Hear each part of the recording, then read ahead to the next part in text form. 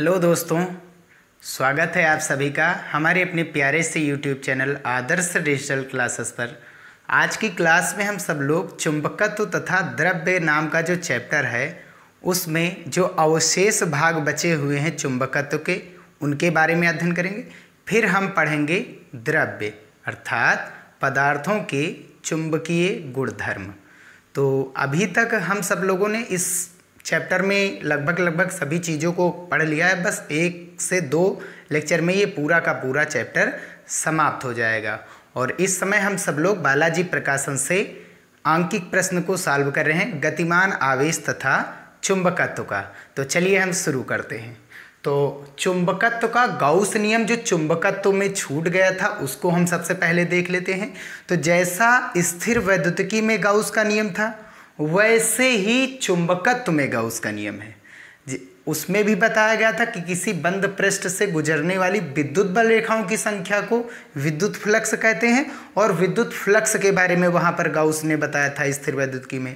लेकिन चुंबकत्व में इन्होंने चुंबकत्व की बात हो रही, विद्युत की बात हो नहीं रही, तो इसलिए यहाँ पर चुंबकीय बल रेखाओं की संख्या को बताएंगे, अर्थात चुंबकीय फ्लक्स के बारे में बताता है। किसके बारे में ये बताता है भैया?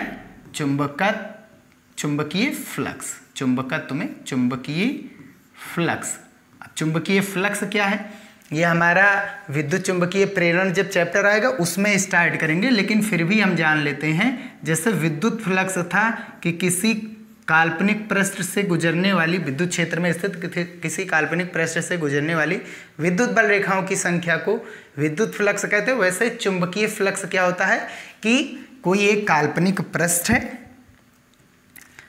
कोई एक काल्पनिक पृष्ठ है ऐसे ये, और इससे गुजरने वाली चुंबकीय बल रेखाओं की संख्या को चुंबकीय फ्लक्स कहते हैं।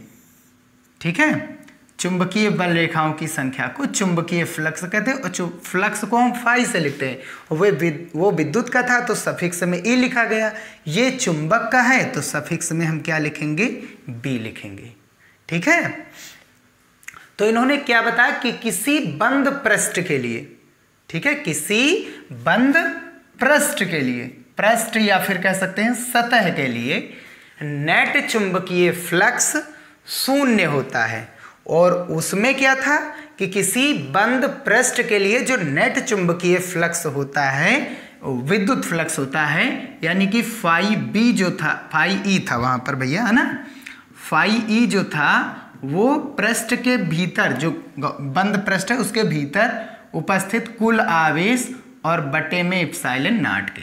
लेकिन इसमें ऐसा नहीं है। इसमें क्या होता है कि चुंबकीय फ्लक्स 0 हो जाता है। ऐसा कारण क्या है कि चुंबकीय फ्लक्स 0 हो जाता है?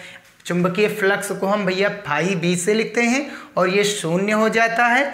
और एक चीज हमने ये भी बताया था, एक फ्लक्स की परिभाषा निकाली थी वहां से चुंबकीय विद्युत फ्लक्स की, वो क्या आया था?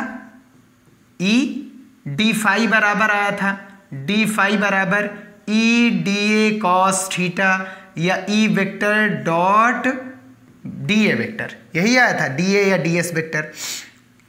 अब इसका जब समाकलन करते थे तो E D S cos theta हो जाता था।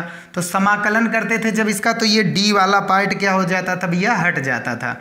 ये डी वाला पार्ट जो है हट जाता था। तो बचता क्या था?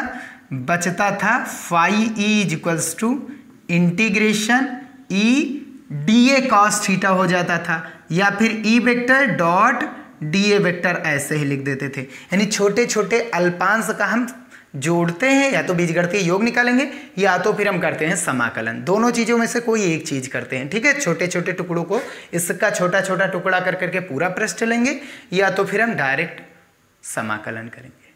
ठीक है, जोड़ेंगे या तो समाकलन। वैसे इसमें है, उसमें फाई ई था, इसमें क्या है? फाई बी है। उसमें विद्युत क्षेत्र था, इसमें चुंबकीय क्षेत्र है। उसमें भी अल्पांश डी ए था, इसमें भी पृष्ठ का अल्पांश डी ए है। और इसका क्या होता है? समाकलन। इस जो पृष्ठ का मतलब है, ये जो बंद है, सर्किल बना है, इसका मतलब बंद पृष्ठ। ये क्या होता है टोटल भैया? 0 होता है।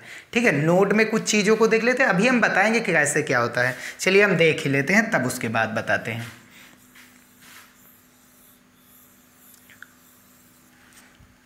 देखते हैं, अगर हम कोई एक क्षण चुंबक ले रहे हैं, यहाँ पर ऐसे एक क्षण चुंबक, ये चुंबक का क्या है, ये चुंबक का है N मान लेते हैं, और ये चुंबक का कौन सा सिरा है, S सिरा है। और हम सब लोग जानते ही हैं कि चुंबक के उत्तरी ध्रुव से चुंबकीय बल रेखाएं निकल करके कहाँ पर पहुँचती हैं, बाहर बाहर पहुँचती हैं दक्षिणी ध्रुव पर। उत्तरी ध्रुव से निकल करके कहाँ पर पहुँचती हैं, दक्षिणी ध्रुव पर पहुँचती हैं ना, ऐसे ही जाती हैं ऐसे। और चुंबक के भीतर क्या होता है, ये दक्षिणी ध्रुव से उत्तरी ध्रुव की ओर पहुंचती हैं। अगर हमने मान लिया, अगर हम यहाँ पर कोई एक बंद पृष्ठ लेंगे, क्या ले रहे हैं भैया, बंद पृष्ठ एक ले रहे हैं, यहाँ पर कोई एक हम बंद पृष्ठ ले रहे हैं, बंद पृष्ठ सर्कल ले रहे हैं, एक बंद पृष्ठ ले रहे हैं, तो इसमें देखेंगे कितनी चुंबकीय बल रेखाएं आ रही, इस बंद पृष्ठ में 2 आ रही हैं, और कितनी जा रही हैं, 2 ही जा रही हैं। तो जितनी आ रही हैं उतनी ही जा रही हैं। आने वाली चुंबकीय फ्लक्स, चुंबकीय बल रेखाएं क्या होती हैं, हमेशा निगेटिव होती हैं, और जाने वाली जो होती हैं वो क्या ली जाती है, हमेशा पॉजिटिव ली जाती हैं। जिससे उसमें था जो पृष्ठ के भीतर आती थी चुंबक विद्युत बल रेखाएं वो ऋणात्मक लेते थे, जो जाती थी वो क्या लेते थे, धनात्मक लेते थे। तो 2 आ रही हैं यानी 2 माइनस, 2 जा रही हैं यानी कि 2 प्लस, तो चुंबकीय बल रेखा बची कितनी, यानी हमारा फ्लक्स चुंबकीय बल रेखा की संख्या को जो बताता है, बचा कितना, 0 ही बचा है। समझ में आई बात। अर्थात यह नियम यह नियम ये दर्शाता है कि पृष्ठ में प्रवेश करने वाली तथा निकलने वाली चुंबकीय बल रेखाओं की संख्या समान होती है। पृष्ठ में प्रवेश करने वाली और पृष्ठ से निकलने वाली चुंबकीय बल रेखाओं की संख्या समान होती है। और एक खास बात, अगर जा रही है चुंबकीय बल रेखाएं, तो चुंबकीय बल रेखाएं जिस ओर जा रही होती हैं, जिस ओर जा रही होती हैं, बाहर की बात कर रहे हैं, वो कौन सा होता है, S। ऊपर से नीचे जा रही हैं, ठीक है, तो ये S हुआ। अगर यहाँ पर S टर्मिनल, S है ध्रुव, तो नीचे कहीं ना कहीं N भी होगा। हमने ये बताया था धारावाही लूप में। एक अगला एग्जाम्पल लेकर के हम समझ सकते हैं, अगला एग्जाम्पल भी हम एक लेते हैं। जैसे यहाँ पर कोई एक काल्पनिक पृष्ठ है, ऐसे मान लिया गया, ठीक है, और एक हमने ले लिया है क्षण चुंबक।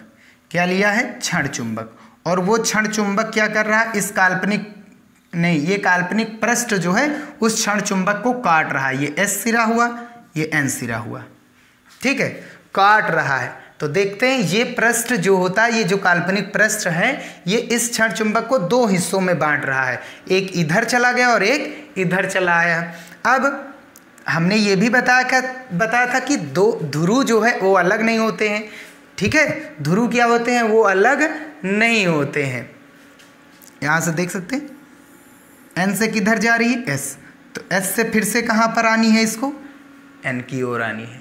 तो कितनी गई है, 1 गई है, तो 1 वापस आनी है। तो जितनी गई है उतनी आ रही है, यानी नेट चुंबकीय फ्लक्स 0 हो जाएगा। एक और तरीका है, अगर इसे काट रहा है, ये पृष्ठ काट रहा है चुंबक को, तो इधर अपने आप क्या हो जाता है, ध्रुव अलग अलग हो जाते हैं। इधर अपने आप क्या आ जाता है, N, और इस ओर अपने आप क्या आ जाता है, S आ जाता है। यानी काल्पनिक पृष्ठ जो है इसे क्षण चुंबक को 2 हिस्सों में काट रहा है, लेकिन फिर भी ये क्षण चुंबक 2 हिस्सों में नहीं हो पा रहा है। उसमें 2 ध्रुव अपने आप से आ रहे हैं, इस द्विध्रुव को अलग अलग नहीं कर पा रहा है, अपने आप से NYS आ जाते हैं। अर्थात पृथककारी ध्रुवों का अस्तित्व नहीं होता है, अलग अलग ध्रुवों का अस्तित्व होता ही नहीं है। ध्रुव हमेशा द्विध्रुव होते हैं, एकल ध्रुव संभव नहीं होता है इसमें, क्षण चुंबक में, ठीक है ना। ये था हमारा चुंबकत्व का सबसे लास्ट टॉपिक, ठीक है। इसमें कोई दिक्कत हो तो बताना जरूर, कमेंट जरूर करना, फिर से हम समझाएंगे।